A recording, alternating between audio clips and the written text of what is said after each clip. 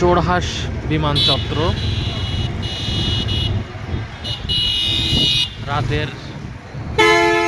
রাতের আকাশে বিমান। আমরা চোরহাস থেকে এখন মজমপুরের দিকে রওনা দিব, অর্থাৎ মজমপুরে গিয়ে পৌঁছাবো। আমরা এই চোরহাস থেকে মজমপুরের যে রাস্তার যে সৌন্দর্য বৃদ্ধি হয়েছে আগের থেকে, সেই সৌন্দর্যটা তুলে ধরার চেষ্টা করব। চলুন আমরা দেখতে থাকি।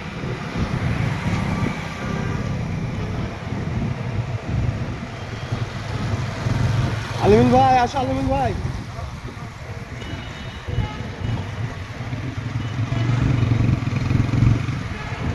এটি ফোর লেনের একটি রাস্তার মাঝে ডিভাইডার রয়েছে। ডিভাইডারের মাঝে আলোকসজ্জা রয়েছে, বেশ সুন্দর।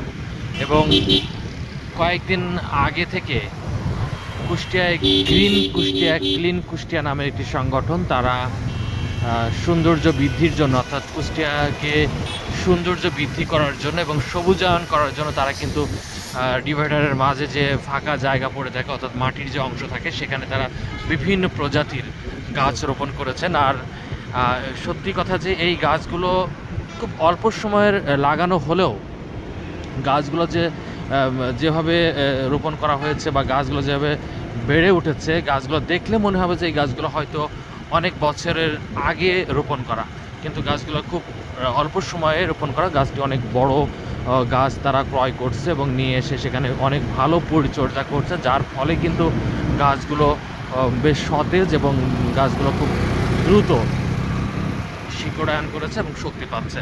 আমার ডান পাশে আমি আপনাকে দেখাই, এটা হচ্ছে যে শহীদ আবরার ফাহাদ স্টেডিয়াম কুষ্টিয়া। এটি শেখ রাসেল স্টেডিয়াম ছিল, সেটার নাম পরিবর্তন করে এখন শহীদ আবরার ফাহাদ স্টেডিয়াম করা হয়েছে। স্টেডিয়ামের কাজ শেষ হয়েছে, ইতিমধ্যে কিছু কাজ আছে, তারপরও কিছুদিন আগে কিন্তু এটা উদ্বোধন করা হয়েছে। আপনারা দেখতে পাচ্ছেন যে ডিভাইডারের মাঝে কিন্তু বেশ হরেক রকমের গাছ লাগানো হয়েছে, সবুজায়ন করা হয়েছে এবং গাছগুলোতে প্রচুর ফুল এসেছে। শহরের যে সৌন্দর্যটা, সেটা আপনারা প্রবেশ করলেই কিন্তু বুঝতে পারবেন।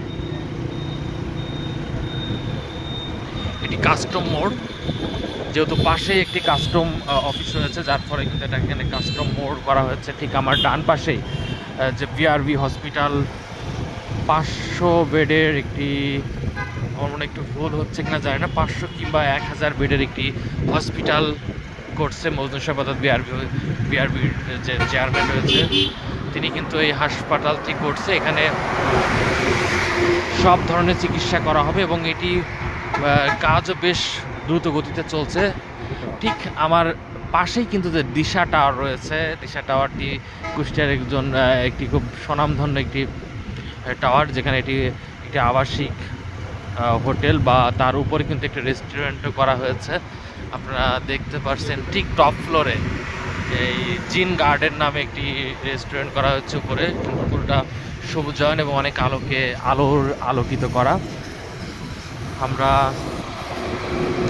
রাতের দৃশ্যটি আমাদের যারা প্রিয় কুষ্টিয়াবাসী রয়েছেন বা কুষ্টিয়ার বাহিরে যারা থাকেন, হয়তো এই কুষ্টিয়ার শহরের বর্তমান চিত্রটি কেমন সেটি হয়তো জানেন না, তাদেরকে দেখানোর চেষ্টা করছে। আমার ডান পাশে কিন্তু এলজিইডি অফিস, আর এই রাস্তার দুই পাশেই কিন্তু বেশ সরকারি স্থাপনা রয়েছে।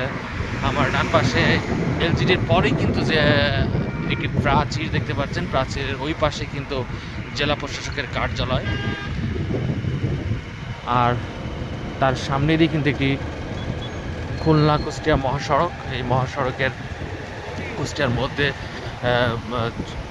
বটতল থেকে মজমপুর পর্যন্ত কিন্তু 4 লেনের রাস্তা করা হয়েছে। সেই রাস্তার মাঝে ডিভাইডারের মাঝে কিন্তু সবুজায়ন সুন্দর সুন্দর গাছ লাগানো হয়েছে। গাছগুলো খুব অল্প সময় লাগানো, তো গাছগুলো বড় আকারের গাছ লাগানো, যার ফলে কিন্তু দ্রুত গাছগুলো দেখে মনে হয় কত বছরের লাগানো। কিন্তু গাছটির যদি আমি রোপণের সময়সীমা বলি, সেক্ষেত্রে এই গাছগুলো লাগানো 1 মাস হয়েছে, অর্থাৎ রোজার মধ্যে আমরা লাগাতে দেখেছি। আমার ডান পাশেই সার্কিট হাউসের পুরাতন ভবন এটি, এবং ঠিক পাশেই সার্কিট হাউসের নতুন ভবন, একেবারেই অত্যাধুনিক একটি সার্কিট হাউস করা হয়েছে এবং সুন্দর একটি গেটও করা হচ্ছে। এটা এখনও পুরোপুরিভাবে কার্যক্রম শুরু হয়নি, তবে কিছুদিনের মধ্যে শুরু হবে। ঠিক পাশেই আবার কুষ্টিয়া জেলা স্কুল। আপনার এই রোড দিয়ে যেতে গেলেই কিন্তু সরকারি যে স্থাপনা রয়েছে সেইগুলো দেখতে পারবেন। ঠিক পাশেই আমরা দেখাচ্ছি, এটি হচ্ছে কুষ্টিয়ার শিক্ষা অফিস, শিক্ষা প্রকৌশলীর অফিস রয়েছে। আমরা খুব কাছাকাছি পৌঁছে গেছি মজমপুরের যে গন্তব্য ছিল আমাদের, মজমপুর পর্যন্ত। আবার এই গলি, এটা হচ্ছে র্যাব গলি বলা হয়। আপনি এখানে ঠিক 1 মিনিট পায়ে হেঁটে গেলেই এই গলির মধ্যে দিয়ে আপনি র্যাব 12 কার্যালয় পেয়ে যাবেন।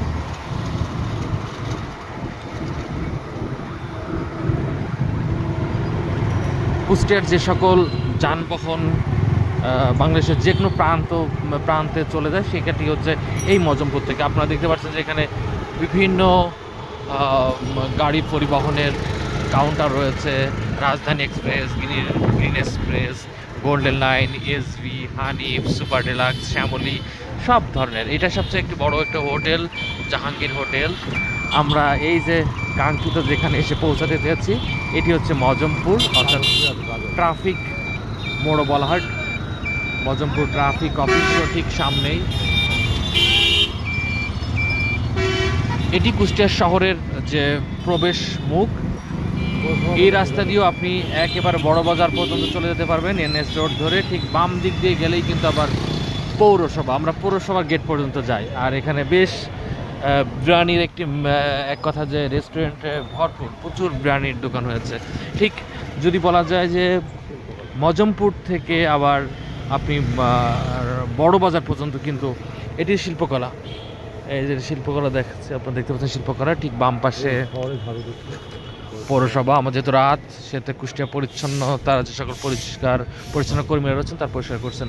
এটি কুষ্টিয়া পৌরসভা। এই রাস্তা ধরে আপনি বড় বাজার পৌঁছে যাবেন এবং কুষ্টিয়ার শুরুর মুখটা পেয়ে যাবেন। এই ছিল সৌন্দর্য, কুষ্টিয়ার সৌন্দর্য দেখানোর জন্য আজকের মতো এই পর্যন্তই।